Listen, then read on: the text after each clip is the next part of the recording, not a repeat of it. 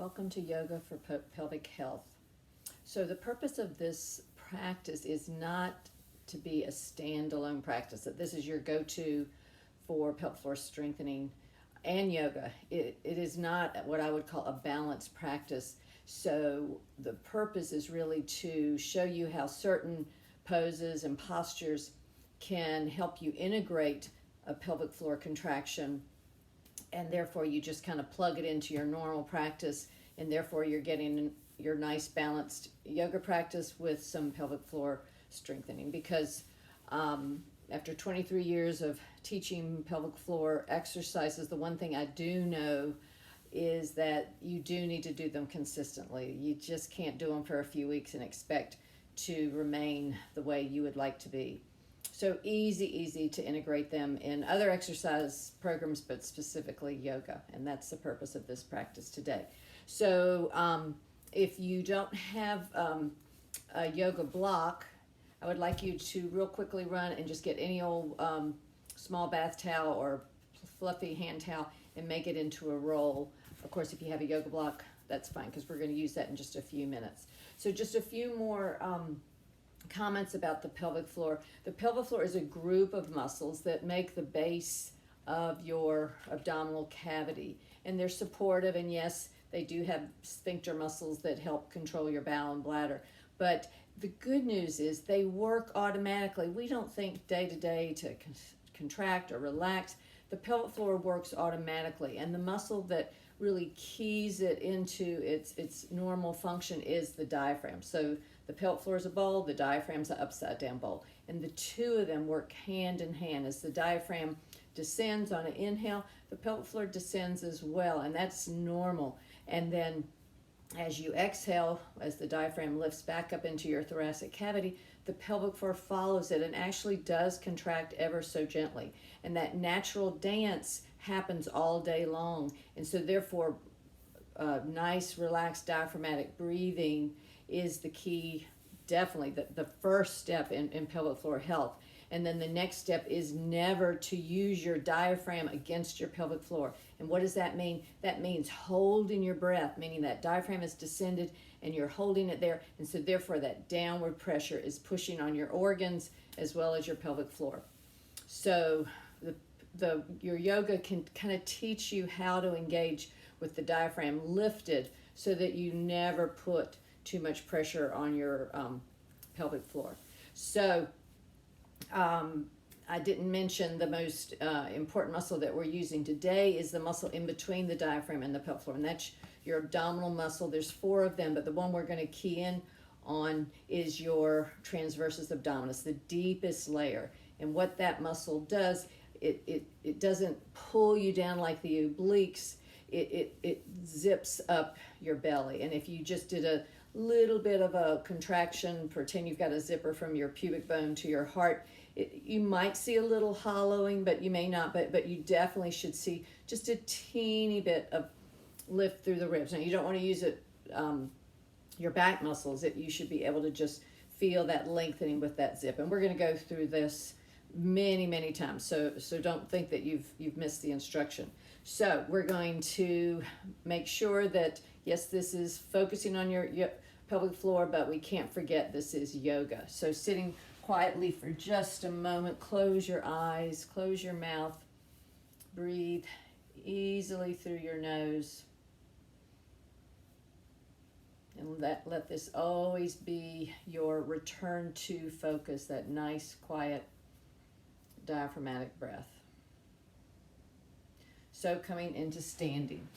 So you're going to grab your block or your towel roll. So either way, you will place them in your upper thigh. So either way, placing it in your upper thigh.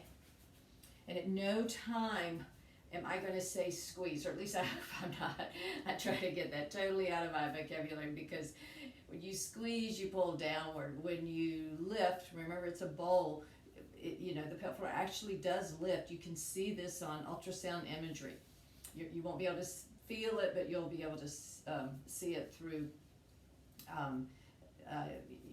later on. So standing with the block, I want you to have your feet hips width apart, which would naturally happen, and you're going to feel a lift through your arches, through your lower leg, inner thigh. So remember, it's just a kind of a long zipper from the base, from the middle foot up, joining, the zipper joins at your pubic bone, comes right up through the belly button, out through the crown of the head, hands to heart center, and relax. So feel this Tadasana. You should feel a lot of lifting energy, but at the same time, nice relaxed shoulders. So before we move, I just want you to feel the pelvic floor, because if not, you're going to be thinking, oh, am I doing it right? Am I doing it right? So don't do anything, but all I want you to do is pretend your coccyx, the very tip of your tailbone, is a tail. And I want you to gently curl it, like your little kitty cat, curling your tail between your legs, or a little puppy dog. And then at the same time, do a little zip, and you'll just naturally feel tension pressing into the block. So feel a zip and a curl, and then relax. And hopefully you felt just a little bit of a drop in the area of your pelvic floor. So again, tuck that imaginary tail, little bit of zip, hold, hold, hold, keep breathing, and then relax. If you don't feel anything, that's okay. You'll feel it later. So we're going to keep the block in our thighs, and we're going to use that as a way to facilitate more of a lift through your pelvic floor. So hands at our heart center, press the hands together. We're just going to do a simple vinyasa. Inhale, arms up, and then exhale, hands to heart center. And as you lower down, you're zipping through the belly. So you're just coming into a squat, a demi squat, and then hands to the thighs. And here's the most important thing. Instead of just folding over, scoop through your belly, like someone's lifting through your belly as you come into a forward fold. So some of you may just keep your hands on your thighs. If you have a little chair, you can place your hands on a chair, because you want to keep lifting as you fold. Right now we just want to let the head hang heavy, but at the same time feel a lift through the belly. The knees stay slightly bent depending on your hamstrings. And then hands to the waist, tuck the chin, and slowly come back up. So just with a forward fold, you're going to feel that lift. So now we're going to move a little bit more. So hands to heart center, press the hands up. Inhale, exhale, forward fold. Bend the knees, but at the same time, scoop in the belly as you come into a forward fold. And I'm going to use a chair, and I really encourage you to, for better visibility, but you can also just go to the mat. So hands to the mat or the chair, and walk back to downward dog. So you just take little baby steps, keeping the block. So find your downward dog. So feet are hips width apart. You've just got a little bit of lift through the belly. Knees are bent, so you feel lengthening through the spine. And then now we're going to come back and forth from plank to downward dog. So you're going to tuck that tail, zip up the belly, and just shift forward to plank. And then exhale, zip up the belly, lift through the belly as you exhale back to down dog. Inhale to plank, exhale down dog. So this is just a simple vinyasa. It's just great to do in the morning, just to kind of wake you up. One more time. Inhale to plank, think tall, and then exhale, drawing that belly, hips come back. And then walk the feet forward into a forward fold. Exhale, hands to the waist, tuck the chin, and slowly come back up. So that would be just a very simple vinyasa that, like I said, just to stretch yourself out in the morning.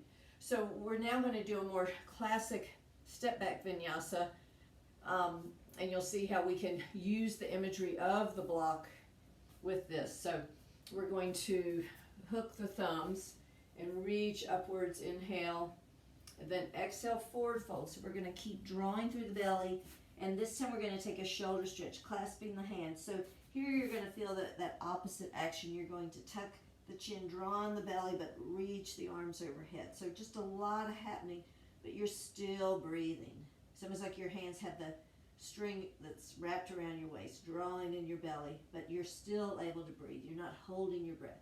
And then relax the hands. Let's go ahead and remove the block, and you can place your hands on the mat, but I'm going to do the chair just for better visibility. Step the right foot back. So here we can still feel that long lift through the right inner thigh, going right through the belly. It's almost like a half plank. And then left foot comes back, downward dog. Inhale to plank. Exhale, down dog. Inhale to plank, moving with your breath. Exhale, down dog, hips back. Bringing the right foot forward, feet together, forward fold. Inhale, hook the thumbs, reach upwards. And then we're doing this right again. Exhale, forward fold, shoulder stretch. So bend the knees enough so that you can feel the lift of the belly and the reach of the hands. If you straighten the legs, sometimes it's harder to bring that belly inward. And then hands to the mat or the chair, step the left foot back. So nice long energy through that inner thigh, out through the crown of the head. Right foot comes back, downward dog. Inhale to plank. Exhale, down dog. It's almost like you're lifting to come back. Inhale to plank, lift through that belly. I kind of come to my toes, exhale, down dog. Stepping the left foot forward, feet together, forward fold. Inhale, hook the thumbs, reach upwards. Exhale, Tadasana. So obviously you can modify that vinyasa the way you do it. As you have noticed, I am not doing a chaturanga. I rarely teach chaturanga to someone I can't physically see because so many people just kill their shoulders doing it. So as you can see, you're getting a lot of core, certainly not working your arms as much, but you're working the core. All right, so we're going to come into some standing poses that you'll see will very much integrate the pelvic floor. So just a simple vinyasa. So press the hands together, reach upwards, exhale, forward fold, draw in that belly. And then hands to the chair or the mat, just walk back to downward dog. So warrior one. Right foot forward, left heel circles down. Let's come upright, but place your hands on your hips.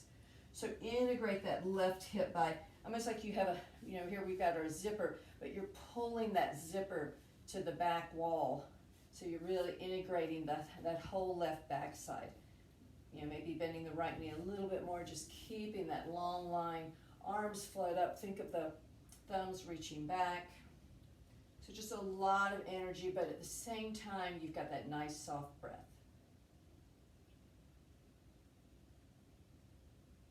And then relax the hands and turn the feet parallel. So we're coming into warrior two. So many people go into a back bend with warrior two. So you're going to reach the hands upwards. Turn the right foot forward. Bend the right knee. Keep reaching upwards and then lower the hands. So you still have that lift through the belly. Shoulders are relaxed. And you're not going into that kind of back bend. Soft breath. Always breathing softly. So here, straightening the right knee, taking the left hand behind you for triangle. So lengthening out through the crown of the head. Keep lengthening with a zip through the belly. You can just keep the bind, or the left hand can reach upwards. So here, feel the center of that belly radiating out through the tips of both hands, or the fingers, through the crown of the head. Soft breath. Looking down at the right foot, slowly come back up. So extended side angle, bending the right knee, right forearm to the right thigh. Left fingertips reach forward, thinking long through the fingertips. Just a light zip through the belly, but still a soft breath. And then hands to the chair or the mat, walk back to downward dog. So other side, left foot forward, right heel circles down, come up to standing. So engaging that back body, kind of feeling your right zipper line to moving back. Obviously your hips contracting, bending that left knee, feeling that energy that just radiates and your arms just naturally lift.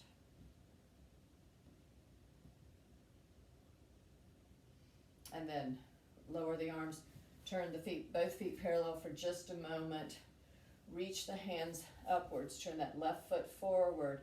Keep lifting as you bend that left knee. Keep lifting, reaching, and then just lower the arms. So feel how, hopefully you feel stronger through the whole trunk, and then the arms just feel lighter as you maintain that energy. And then relax the arms. So taking a bind with the right arm, lengthening into triangle. So feeling that zip, that's what keeps the body long, and then you can keep the bind, or you can reach both the right hand up. Feel energy through each fingertip, and it's radiating from the belly, but it's a light energy. You can still breathe. And then looking down at the left foot, slowly come back up. Extended side angle, left forearm to the left thigh, right fingertips reach forward. What keeps that length and energy is that zipped energy through the trunk, soft breath. And then hands to the chair or the mat, downward dog.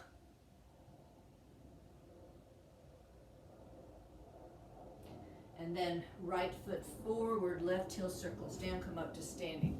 So we're coming into intense forward bend or Uttanasana. So the key with this pose is to engage your bandhas, and I really haven't called what we're doing Uddiyana Bandha, but it is. When you scoop through the belly, that is considered Uddiyana Bandha, and you can think about Mula Bandha, which would be a pelvic floor contraction, but you really don't need to, because it's coming in. If you just think one big zip from your pubic bone to the belly button, you've got that. And of course with Uttanasana, you then can engage Jala Bandha. So it's really this big lift, but as you can see, I've got a really strong lift right now, but I can talk, I'm not holding my breath.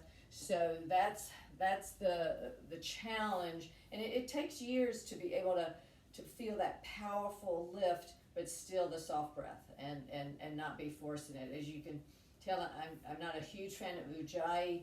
It's not bad for you, but I think people go a little bit overboard with it, and I think there's a too much diaphragmatic pressure. All right, so the left foot is in the left lane, slightly turned, right foot's forward. Bring that right pelvis to square with the back wall. So you can use whatever bind you want. Clasping your hands, opposite forearms or elbows. Keep the heart open, shoulders open. Little microbend in the right knee. Lengthen first as you come forward. So here, there's just a lot of energy zipping through my belly. I have a light chin tuck, but now I'm going to tuck my chin and really lift through my belly and go further if you want. Some of you will stay long, but you can energetically lift. So there's just a ton of focus here, but the breath is still light. You don't need a forceful breath here. So tuck that chin to slowly come back up. Release the bind. So we can have that same principle with twisted triangle. So both hands to your waist, left hand reaches upwards, comes to a block or the floor. I'm going to use the chair because you can really concentrate on your trunk. As you turn, it's optional for you. If the shoulder's open, you can lift the right arm, but feel energy through the crown of the head. The twists should always be a lengthened twist, no matter what you're doing in yoga. And then we'll come back to the chair or the mat and walk back to downward dog. So other side, left foot forward, right heel circles down. The feet are hips width apart. The left pelvis comes square to the wall. The bind, always switch it, opposite elbows. So here, start soft in the mind as well as the body. Little microbend in the left knee. Lengthen. You can stay here. Tuck that chin. Draw in the belly. So a lot of energy, but still on a scale of 1 to 10, it's a 5. You're just lifting, breathing. Tuck the chin. Slowly come back up. Release the bind. So twisted triangle. So both hands to the hip, right hand reaches upwards. You start out the same way. So hand can come to a block or the mat or to the chair.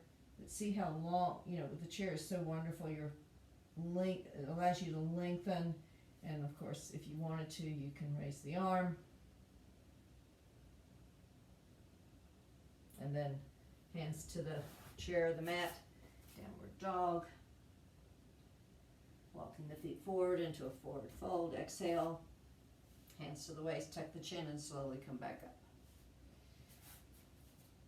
So balancing poses can just be so helpful in finding that balance, a play on words, but finding the balance in how much lift you have and how much effort you put into the lift. So if you really think too much engagement, that you don't feel the energetic lift. Your balancing should, if you work on it and use external support, they're just going to be totally so much easier than maybe what you're doing before. Of course, some of you may be incredible, and that's fine, but what you should be doing is feeling an energetic lift all the way from the feet through the crown of the head, and of course in the middle, just you feel that nice lift. So we're going to start with stork pose, because it's a modification of tree, and I'm going to mirror you, and we're going to start with, you're going to lengthen on your right side and come to your toe tips with your left toes. So already, we all shifted, myself included, so get out of that shift. Always make sure that the pelvis stays level, and then you can just stay here and raise your arms upwards and feel just lengthening through that right side. Or obviously you can lift the knee. Now maybe raise your hands, feel just lengthening energy, the fingertips reaching. And you can stay here, or you can transition into tree pose and still feel that nice lift. And then hands to the heart, close the hip and relax. So doing the same thing, lengthen on your left side, toes, tiptoes on your right, and then you can stay here and raise the arms, or you can lift the knee and just feel the energy, the soft breath you're breathing, and then you can, as I said, stay there or transition to tree. Arms can float upwards. Feel that energy. Hands to heart center. Close the knee and relax. So we are headed to the mat to just do a few forward folds and end our practice. So hands to heart center, reach upwards. Exhale, forward fold. And then hands to the chair or the mat. I'm going to go ahead and go to the mat with down dog. And then you can drop to your knees and just for a moment come to child's pose. So in child's pose, if you're nice and relaxed, you can take the right hand to your sit bone, and actually both hands if you'd like. And then drop inward so you're on your pelvic floor, and then if you close your mouth and breathe through your nose, you're going to feel the pelvic floor rise and fall. It's just a little party trick, but you can see just effortlessly that movement. So normally in a practice I would be on my stomach doing cobra and shalabhasana, locust pose, but we're going to skip through those, and I want to show you how you can integrate your pelvic floor in forward folds. So you would think, oh my gosh, I'm on the floor, I don't need to work my core muscles, but you really do, because if you're one of these people and you might be super flexible and you just collapse forward, you're missing a really key opportunity to build that lifting potential of your pelvic floor, and also help prevent downward pressure on your abdominal organs. So I'm not a fan of boat pose, because if you're, people just tend to overdo it, but the concept of boat pose is what you want to use when you're doing a forward fold. So for example, if you are doing boat pose, normally you would zip through the belly and balance, and normally you'd straighten your legs. But if I straighten my legs, see how my back goes back. You want to keep that lift. And so if you really insist on doing boat pose, make sure you're always keeping that lift as you extend your legs, or you could keep the knees bent.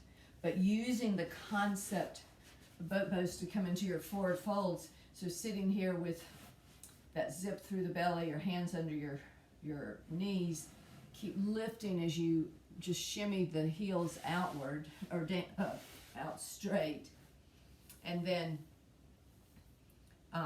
you come to that stopping point and you still kind of have that scoop through the belly, and then if you want to you can drop the head or you can just keep the gaze past the toes. And so even though I've got a lengthened torso and I keep a nice lift, I'm not forcing it. I feel like I could stay here forever. So it's just a light lift, but it's definitely not just collapsing it. So with twists, you definitely can integrate the lift. So I'll mirror you. You're going to bend the right knee and place it on the outside of the left knee, and you're going to bring your left arm up, wrap it around your right knee, and before you twist, I want you to lengthen and feel energy through the crown of the head, and then when you twist, you're drawing in the belly. Judith Laster likes to talk about squeezing the liver, compressing your abdominal organs with the belly, but you're keeping that nice contraction while still breathing. So it really is a nice compression of your abdominals, but not a pushing downward. It's a lifting. And then release, brief counter twist. So straighten your right leg, bend the left foot on the outside of your right knee, right hand reaches up, wraps around your right knee. Feel that zip through the belly, crown of the head, and then as you twist, let it be led by just a soft contraction of your belly, soft breath. And your arms are just kind of superfluous. We tend to really crank with our arms when really our belly can do the work. And then release, brief counter twist, and then straighten out both legs. So for Baddha Konasana, sort of the same thing. It's so easy to be rounded outward. So if you're sitting on your sit bones like you should be, you feel this lift. And speaking of Judith Hanson Laster, she will sometimes talk about having a little fence at the base of your hips, at the inguinal crease, and as you come forward, you're kind of jumping that fence to come forward. And you can stay here, and there's so many options. Staying long in this pose is fine. Of course, you can just tuck the chin at the end, or you can tuck the chin, lift, and fold downward.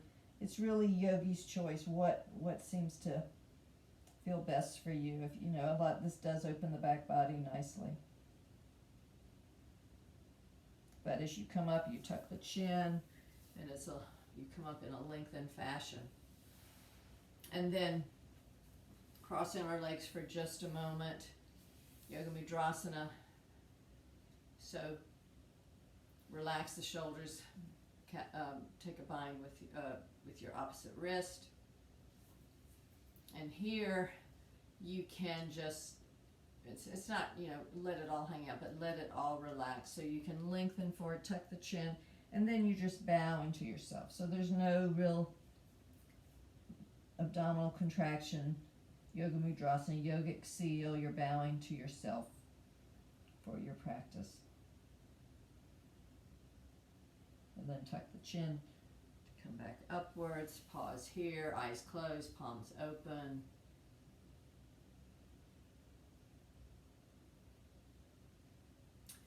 And so normally to end a practice you would go into Shavasana, but I want to teach you, you probably know it, but one of the best things you can do if you do, you're a nice yogi that you end your practice with a little bit of either quiet sitting or Shavasana, is that you can put your legs up on the wall, and that will just enhance the pelvic floor relaxation. So obviously you get close to the wall, legs come up,